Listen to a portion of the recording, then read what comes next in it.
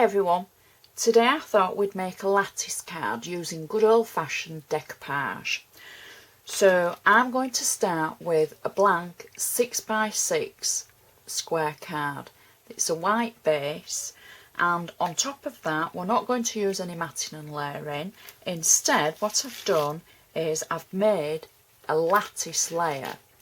Now my lattice layer was handmade. I haven't got a lattice die. However, I'm sure if you've got a lattice die or one of the electronic die cutting machines that cuts out shapes, etc., you'd be able to make one using those.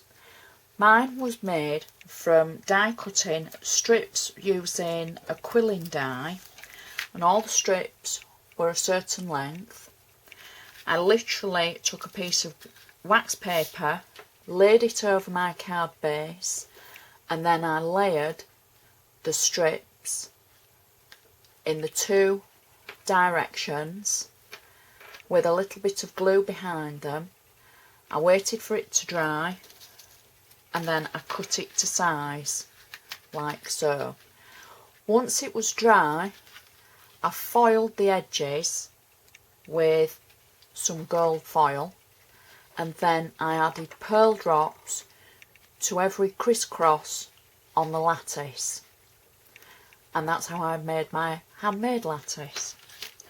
So I'm going to start off with attaching the lattice to the card base, and I'm just randomly adding glue on the back behind some of the crisscrosses, and then that way hopefully it will stick to the card base.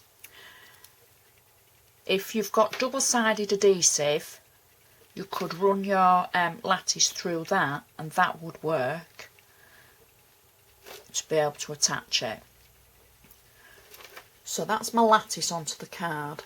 The lattice is a pale aqua colour, and the pearl drops are a matching aqua from Nuvo crystal drops. I'll put the colours at the bottom, I just can't remember off the top of my head. So the die cut that we're using is one of Anna Griffin's sheets. It was in a pack of good old-fashioned decoupage that was attached sheet by sheet, and you punch the flowers out and you can make up images and different card fronts with them. So what I've done is I've literally taken out all the die cuts from the sheet, and what I've done is when you take them out they've always got knobbles around the edge. So what I tend to do is take a nail file, a good old-fashioned emery board, file them smooth, and then add a little bit of coordinating ink so that you can't see where they were. So the full sheet I've taken out. Now I'm not going to use the full sheet, however we'll see how we go and see how it looks. We might use more, we might use less. It just depends on what you think you want to add to your card. I'm going to use silicone glue for this because I want a bit of height and texture. So I'm going to start off with one of the leaves, which I've actually cut away from one of the main patterns. It had the leaf on the side, but there's no rules to say that you have to use it as it is. So I've snipped the leaf off, and I'm putting one leaf towards the top, and I'm going to put one towards the side the other way. Now I'm only doing it this way because I think it gives a little bit of balance to the card.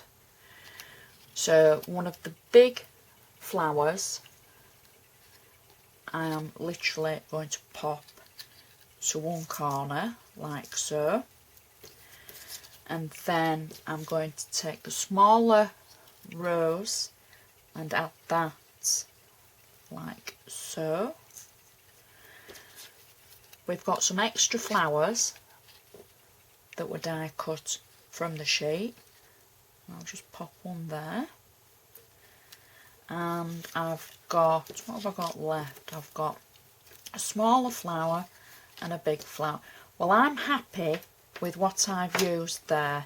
I'm just going to bob a bit of glue at the back of that, just so that it will stick down.